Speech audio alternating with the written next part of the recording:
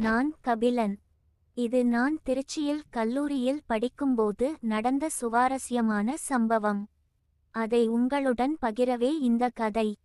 நான் என் 3ஆம் ஆண்டு கல்லூரியில் படிக்கும்போது என் நண்பன் ஒருவன், பெயர் கோபால், கல்லூரிக்கு சற்று தொலைவில் இருக்கும் தீர்த்த ஒன்றில் தினமும் கல்லூரி முடிந்தவுடன் பகுதி நேரமாக மாலை நேரம் வேலை செய்து வந்தான். மாலை 5 மணி முதல் இரவு 10 மணி வரை வேலை.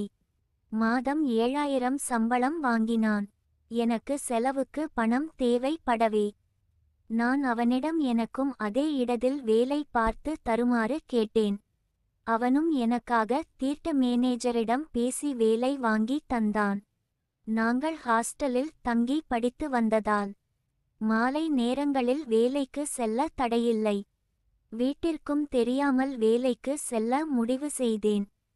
ஏனென்றால் மாதம் வரும் 7000 ரூபாயை நானே செலவழிக்கலாம் என்ற எண்ணம். வேலைக்கு சென்ற முதல் நாள் நேராக மேனேஜரிடம் அழைத்து சென்று அறிமுகம் செய்து வைத்தான். அவரும் நல்ல மனிதன்.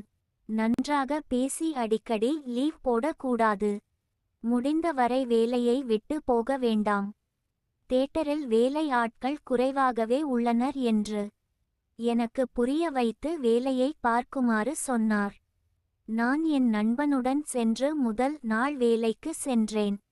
அது ஒரு சுமாரான தீர்த்த, ஒரே ஒரு ஸ்கிரீன், தினமும் 3 காட்சிகள், வார இறுதியான வெள்ளி சனி ஞாயிறு மட்டும் 4 காட்சிகள். என் நண்பன் கோபால் அங்கே பொப்கார்ன் பொரித்து சப்ளை செய்யும் கவுண்டரில் வேலை செய்தான். என்னை கூல்ட்ரிங்க்ஸ் கவுண்டரில் வேலைக்கு வைத்தார்கள். மேலும் சமோசா பப்ஸ் என்று பேக்கரி கவுண்டரில் கௌசல்யா என்ற பெண் இருந்தாள். அவளும் எங்களைப் போலவே ஹாஸ்டலில் தங்கி கல்லூரியில் படித்துக்கொண்டு பகுதி நேர வேலை செய்து வந்தாள். ஒரு சூப்பர்வைசர் ஒருத்தி இருந்தாள். அவள் பெயர் சுவாதி. அவள் அங்கு முழு நேர வேலை செய்தாள். மேனேஜரின் தூரத்து சொந்தம் என கோபால் சொன்னான். நான் கொஞ்சம் வெள்ளை நிறம், நல்ல உயரம், நல்ல உடல் என இருப்பேன்.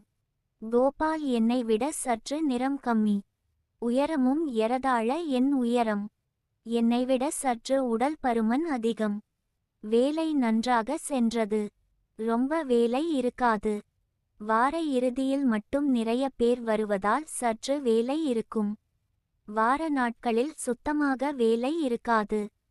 நாங்கள் 3 பேர் மட்டுமே வேலை ஆட்கள். சூப்பர்வைசர் சுவாதியை சேர்த்து 4 பேர். நானும் கோபாலும் பக்கத்து கவுண்டரில் இருக்கும் கௌசல்யாவும் நன்கு பேசி பழகினோம். அரட்டை சிரிப்பு என நன்றாக இருந்தது. கௌசல்யா 1ஆம் ஆண்டு படிக்கிறாள். பிஎஸ்சி மேத்ஸ் மாநிலம். சற்று உடல் எடை அதிகம். அவள் துப்பட்டா போடாமல் வரவே மாட்டாள். ஏனென்றால் அவளுக்கே தெரியும் அவள் துப்பட்டா போடவில்லை என்றால் அனைவரின் கண்களும் அவள் மீது தான் இருக்கும் என்று. ரொம்ப வெகுளியான பெண். தொட்டு தொட்டு பேசுவாள். நானும் கோபாலும் அவளை தொட்டு பேசினாலும் எதுவுமே சொல்ல மாட்டாள். கோபாலுக்கு கௌசல்யா மீது ஒரு தலையாக ஒரு ஈர்ப்பு இருப்பது அப்பட்டமாக தெரிந்தது. அவ்வப்போது தனியாக போய் அவளுடன் பேசுவான். அவளை பார்த்தால் சில நேரம் வெட்கம் கொள்வான். ஆனால் இவள் ஒரு தலையாக காதலிப்பது பற்றி கௌசல்யாவுக்கு சுத்தமாக தெரியாது. அவளை பொறுத்தவரை கோபால் நல்ல நண்பன் மட்டுமே. இப்போது நானும் சூப்பர்வைசர் சுவாதி. என்னையும் கோபாலையும் விட 2 வயது அதிகம். பிசிஎஸ்சி முடித்துவிட்டு இங்கு வேலை செய்கிறாள். சூப்பர்வைசர் என்பதால் அவ்வப்போது ரவுண்ட்ஸ் வருவாள். நாங்கள் வேலை செய்கிறோமா, இடத்தை சுத்தமாக வைத்திருக்கிறோமா, பில்லிங் சரியாக இருக்கிறதா என்று பார்ப்பது அவள் வேலை. சற்று திமிர் பிடித்தவள். சிடு சிடு என்று இருப்பாள். வேண்டும் என்றே அவ்வப்போது திட்டுவாள். இதனாலேயே எங்கள் 3 பேருக்கும் அவளை பிடிக்காது. நாங்கள் சிரித்து பேசுவதை பார்த்துவிட்டாள் அவ்வளவுதான். உடனே ஏதாவது வேலை சொல்லி விடுவாள். இருந்தாலும் நான் கௌசல்யா கோபால் மூவரும் சேர்ந்து சிரித்துக்கொண்டு ஜாலியாக வேலை செய்து வந்தோம். அவ்வப்போது நானும் கோபாலும் கௌசல்யாவிடம் இரட்டை பேசி சிரிப்பதும் உண்டு. கௌசல்யா, உன்னோட பப்ஸ் ஒன்னே ஒன்னு குடு, பசிக்குது. கௌசல்யா, உன்னோட வடை இன்னைக்கு ரொம்ப பெருசா இருக்கே. இப்படி சொல்லி அவளை கலாய்ப்போம். அவள் முறைப்பாள். சில நேரம் லேசாக திட்டுவாள். ஆனால் மறுபடியும் அவளே வந்து பேசுவாள். நான் வேலைக்கு சேர்ந்து 3 மாதங்கள் ஆனது. போதுமான அளவு வருமானம். ஜாலியாக வேலை. ஆட்கள் இல்லாத போது நாங்கள் சென்று படம் பார்க்கும் வாய்ப்பு என நன்றாக சென்றது. சுவாதிக்கு நண்பர்கள் யாரும் கிடையாது. எனவே அவள் எங்களை பார்த்து பொறாமை கொண்டாள்.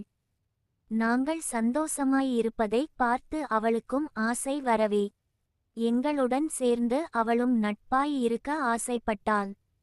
மெதுமெதுவாக அவளின் சிடு சிடு குணத்தை மாற்றி நன்றாக பேச ஆரம்பித்தாள். நாங்களும் கொஞ்சம் கொஞ்சமாக அவளிடம் பழக ஆரம்பித்தோம். எப்போதாவது ரவுண்ட்ஸ் வரும் சுவாதி. ஒரு கட்டத்தில் எங்களுடனே நின்று நாள் முழுவதும் பேசிக்கொண்டு இருக்க ஆரம்பித்தாள். அப்போது நானும் கோபாலும் கௌசல்யாவிடம் இரட்டைகளில் பேசி சிரிப்பது அவளுக்கு பிடித்து இருந்தது. அவளும் எங்களுடன் சேர்ந்து கௌசல்யாவை லேசாக இரட்டைகளில் பேச ஆரம்பித்தாள். நாங்கள் பேசுவதை வைத்து சுவாதியும் அதையே சொல்லி கலாய்க்க ஆரம்பித்தாள். அது எங்களுக்கும் பிடித்து இருந்தது. சுவாதிக்கு நான் சொன்னது போல என்னை விட 2 வயது அதிகம். ஒல்லியாக இருப்பாள். நல்ல வெள்ளை நிறம், ஆளுமை மிக்கவள். மூவராக இருந்த எங்கள் கூட்டம் சுவாதியைச் சேர்த்து 4 பேராக மாறியது.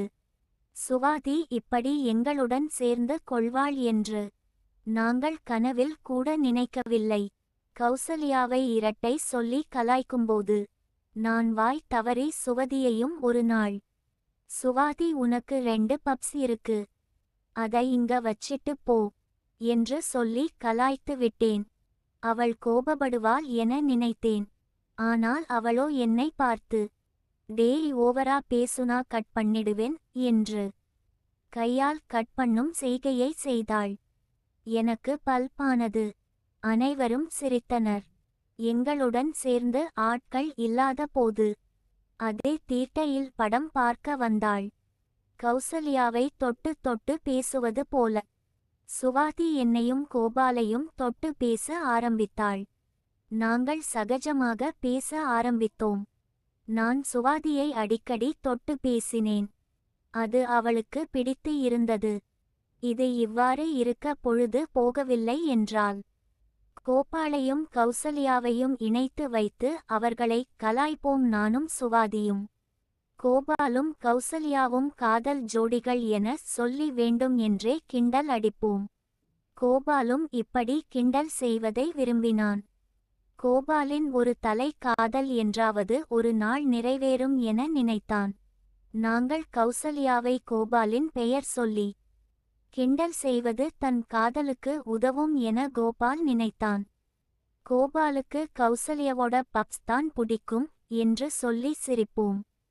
கௌசல்யா, கோபால் உன்னோட வடை தான் வேணும்னு சொல்றான் டீ என கூட அவ்வப்போது பேசுவது உண்டு.